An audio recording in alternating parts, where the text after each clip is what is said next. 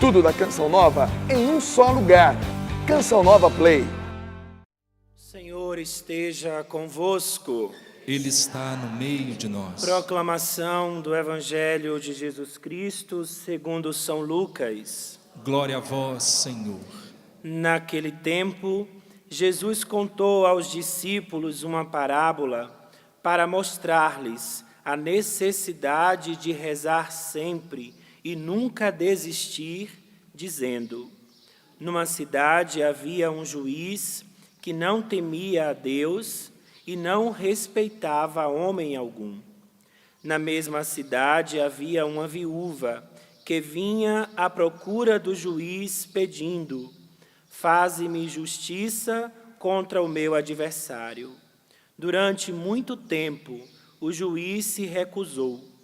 Por fim, ele pensou: eu não temo a Deus e não respeito homem algum, mas esta viúva já me está aborrecendo. Vou fazer-lhe justiça para que ela não venha agredir-me. E o Senhor acrescentou: escutai o que diz este juiz injusto. E Deus não fará justiça aos seus escolhidos, que dia e noite gritam por ele? Será que vai fazê-los esperar? Eu vos digo que Deus lhes fará justiça bem depressa. Mas o Filho do Homem, quando vier, será que ainda vai encontrar fé sobre a terra? Palavra da salvação. Glória a vós, Senhor.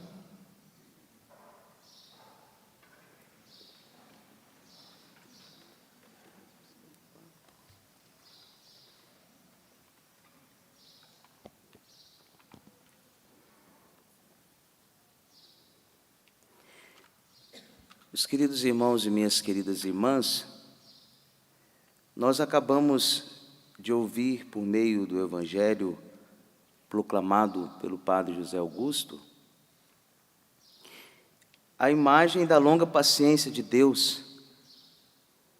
E quando as Sagradas Escrituras diz que Deus ele faz justiça, significa que Deus coloca as coisas em ordem. Ele restaura, ele inaugura um novo tempo. O primeiro convite da liturgia, por meio de uma pergunta: o que na minha vida ainda não está em ordem? E aí o Evangelho, Jesus utiliza-se de uma prática processual em vigor naquela época, e aparece no Evangelho a pobre viúva, que, à morte do marido, ficou privada do amparo social. Agora, sem dinheiro, sem direito, ela deve confiar na honestidade do magistrado.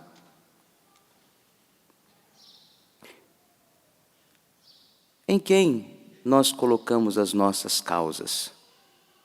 E por que as colocamos? É a partir do Evangelho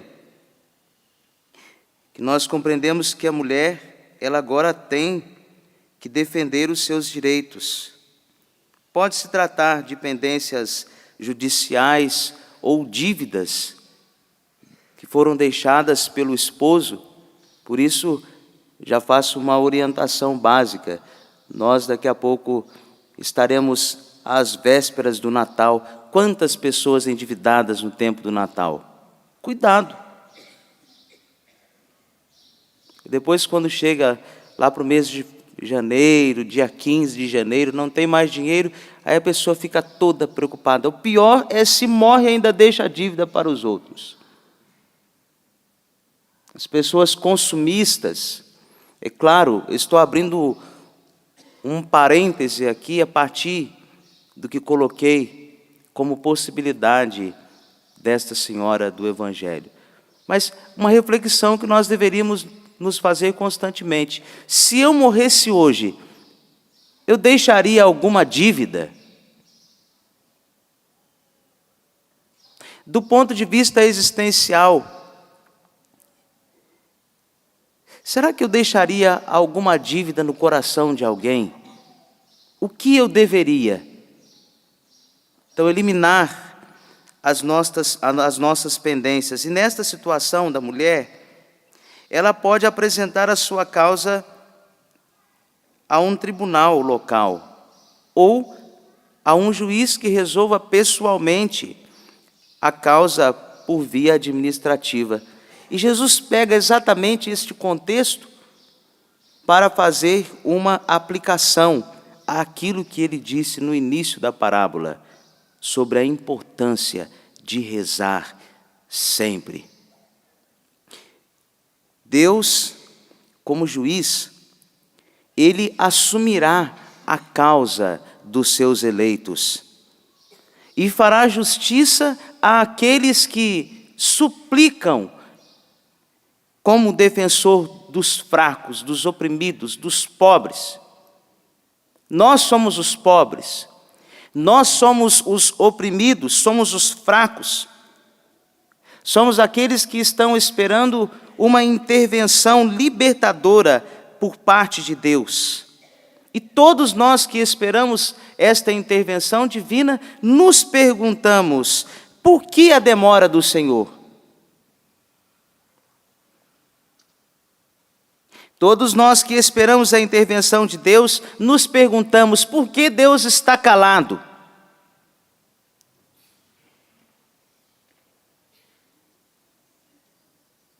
E o Evangelho nos ajuda também a compreender que estas duas perguntas, elas atormentam os justos oprimidos na história do povo de Deus. Do livro do Gênesis ao Apocalipse, os escolhidos de Deus se perguntam: por que o Senhor demora? Por que Deus, ele fica calado diante de algumas situações? E no Evangelho de São Lucas, toda a interrogação acerca do silêncio de Deus compreende-se sobre a vinda do Filho do Homem. Uma terceira pergunta: quando o Senhor voltará? Para exercer definitivamente a sua justiça. E é a partir disso que Jesus dá o ensinamento sobre a oração. A mulher que aparece, esta viúva do Evangelho, é um modelo da perseverança, da insistência. A carta de Tiago diz que nós não recebemos porque nós pedimos mal. A primeira coisa que nós deveríamos fazer: Senhor, iluminai-me o que é essencial diante de todas as minhas necessidades. E a partir desta realidade que é essencial, insistir com perseverança, esperar com firmeza a fidelidade do Senhor que virá a seu tempo, para responder às nossas orações. Certa vez eu ouvi de um dos diretores espirituais que tive: a oração é lembrar o coração aquilo que jamais ele poderia se esquecer. Então, todos os dias, tenha a coragem de lembrar o coração aquilo que é essencial. E não se perder no meio de tantas coisas, de tantas situações. E esta mulher do Evangelho compreendeu que para confiar com perseverança no juiz, e aqui o ensinamento que eu e você também devemos ter de modo claro, é necessário o afastamento da cultura barulhenta. Nós somos incapazes de ficar em silêncio e por isso não experimentamos este juiz que vem e que age na nossa vida também em silêncio. O silêncio ele favorece o reconhecimento de Deus, não como um Deus que vem vingar-se. Basta olhar nas nossas assembleias litúrgicas, constantemente o barulho exterior, um celular que toca, uma criança que traz um brinquedo para a missa. Não tem que trazer brinquedo para as crianças na hora da missa. A criança é capaz de compreender que veio rezar. Um cachorro que passa, alguém que faz um barulho num banco, uma bolsa que cai, uma chave, uma água. Nós estamos envolvidos por uma cultura barulhenta. E aí o Evangelho nos ajuda a compreender que o silêncio de Deus não é ausência. Muito pelo contrário, o silêncio de Deus é presença ativa. Santo Agostinho, ao falar no tratado sobre a graça, sobre a perseverança, ele diz que, por meio do silêncio divino, como perseverar quando Deus está em silêncio? Você reza, e dizem lá na minha terra, em Cruzília, parece-me que quanto mais você reza, eu não disse nada, foram vocês que disseram, então não vão dizer por aí que é frase do padre, não é minha, vocês é que disseram isso daí. Mas parece que nós somos o tempo todo bombardeados. Como perseverar quando Deus permanece em silêncio? Numa situação financeira, por exemplo, a Canção Nova tem gritado mês a mês, parece-me que Deus está em silêncio. Talvez você está na mesma situação que a Canção Nova. Numa situação afetiva, você grita, grita, grita, parece que Deus não faz nada. Uma situação familiar, uma situação com os filhos, com a esposa, com o esposo, com a sogra, com a nora. Meu Deus do céu, como perseverar no aparente silêncio de Deus? Santo Agostinho. Por meio de uma oração completa. Aquela oração que é capaz de pedir, de louvar, antes e acima de tudo, agradecer. Porque Deus não pode nos dar aquilo que é ruim. Esta oração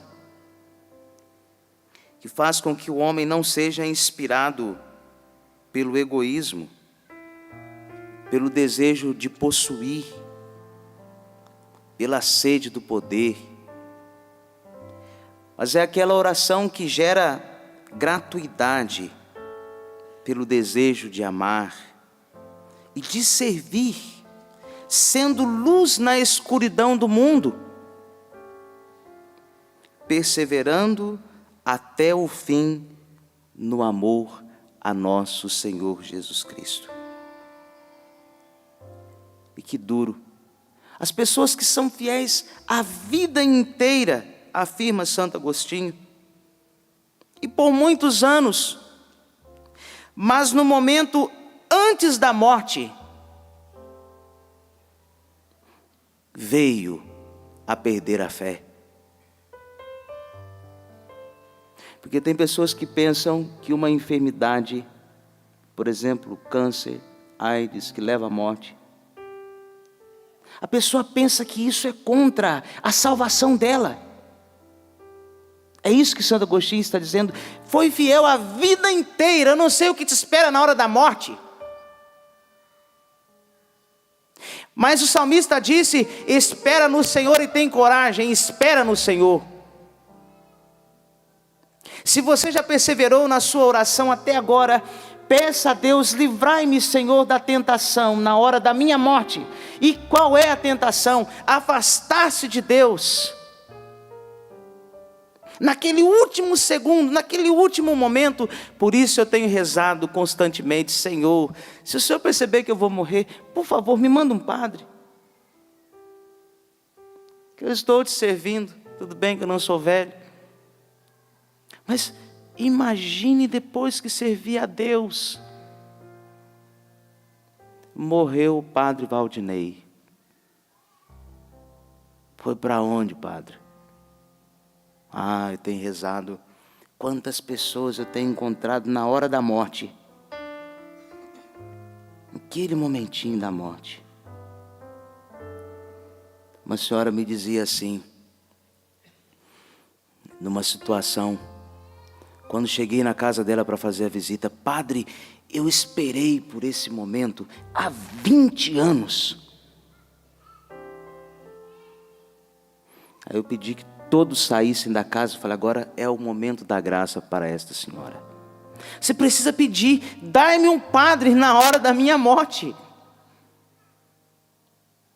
Deus nos livre de perseverar dia após dia, rezando, lembrando o coração aquilo que ele não poderia esquecer-se, e no momento da morte acontecer o que Santo Agostinho disse no Tratado da Graça: veio a perder a fé. Por vontade própria abandonou Deus. Aí você vai me dizer: mas padre, eu tenho tanta vontade de deixar Deus, tanta vontade de deixá-lo. O que eu faço, padre?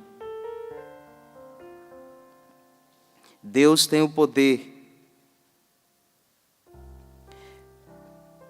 de desviar do mal para o bem as nossas vontades.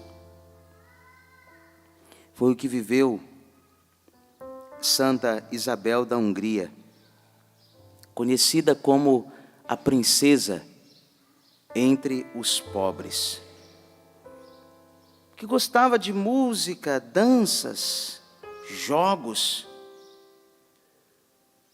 mas depois da sua conversão compreendeu o que está na primeira leitura. Foi uma grande cooperadora da verdade. Mateus 25, 36 seguintes. Praticou as obras de misericórdia. Peça a Deus hoje a graça de ir até o fim, até que aquele momento em que a morte vai te separar desse mundo, fisicamente falando, mas você vai permanecer presente no coração das pessoas que você teve a coragem de praticar as obras de misericórdia, corporais e espirituais. Bem-aventurados os puros, os pobres, bem-aventurados os misericordiosos, porque alcançarão misericórdia.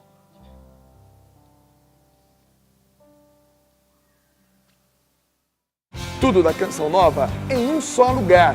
Canção Nova Play.